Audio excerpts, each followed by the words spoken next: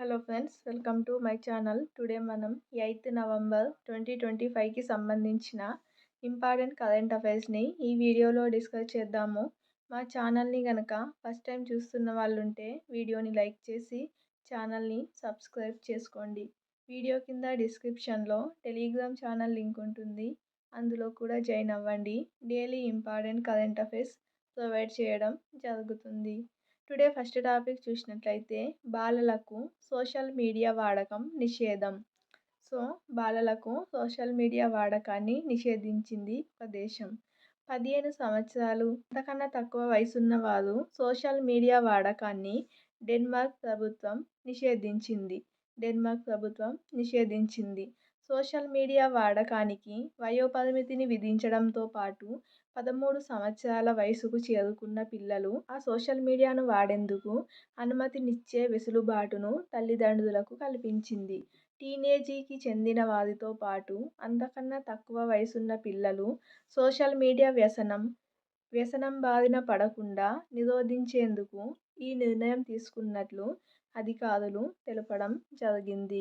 గత డిసెంబర్ నెలలో కూడా చూసాము, ఆస్ట్రేలియా ప్రభుత్వం కూడా 16 years 16 ఏండ్ల కన్నా తక్కువ వయసున్న వాళ్ళు సోషల్ మీడియా వాడడాన్ని నిషేధించింది.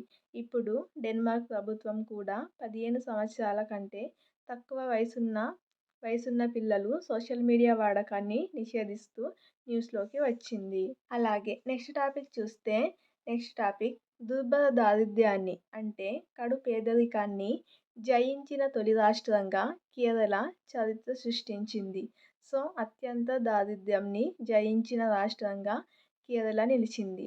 కేరళ రాష్ట్రంలోని వామపక్ష కూటమి ప్రభుత్వం 2021లో దుర్భర దారిద్ర్య నిర్మూలన కార్యక్రమాన్ని ప్రకటించింది. నవంబర్ 1న ఆ రాష్ట్ర 69వ ఆవిర్భావ దినోత్సవం సందర్భంగా తాము ఆ లక్ష్యాన్ని 100% సాధించినట్లు ప్రభుత్వం ప్రకటించింది. దుర్భర దారిద్ర్యం నుంచి 64,000 కుటుంబాలకు విముక్తి కల్పించినట్లు తెలిపింది. కనీస అవసరాలైన ఆహారం, ఇల్లు, ఆరోగ్యం, ఉపాధి మార్గాలను వారందరికీ సమకూర్చినట్లు ప్రభుత్వం వెల్లడించింది. దేశంలోనే అత్యంత దారిద్ర్యాన్ని జయించిన తొలి రాష్ట్రంగా కేరళ నిలిచింది. ఇటీవల కేరళ చాలా న్యూస్లోకి వస్తుంది, చాలా ఇంపార్టెంట్. ఇటీవల 100% డిజిటల్ అక్షరాస్యత సాధించిన రాష్ట్రంగా కూడా కేరళనే నిలిచింది. నెక్స్ట్ టాపిక్ చూస్తే అమెరికాలో భారత సంతతి నేతల విజయం.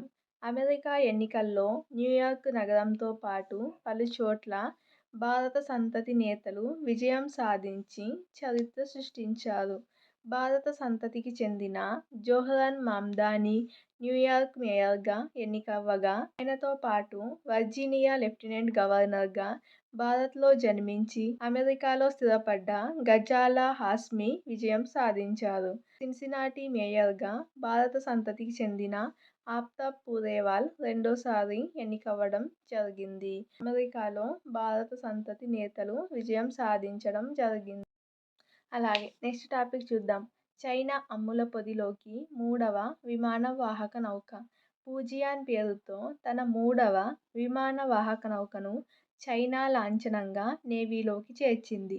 పూర్తి స్వదేశీ పరిజ్ఞానంతో చేసిన ఈ విమాన వాహక నౌకను చైనా అధ్యక్షుడు జిన్పింగ్ హైనాన్ ప్రావిన్స్లోని సాన్యా రేవు వద్ద ప్రారంభించారు. ఫూజియాన్లో విద్యుదయస్కాంత ఎలక్ట్రోమాగ్నెటిక్ ఎయిర్క్రాఫ్ట్ లాంచ్ సిస్టమ్ ఇమాల్స్ వ్యవస్థను ఏర్పాటు చేశారు.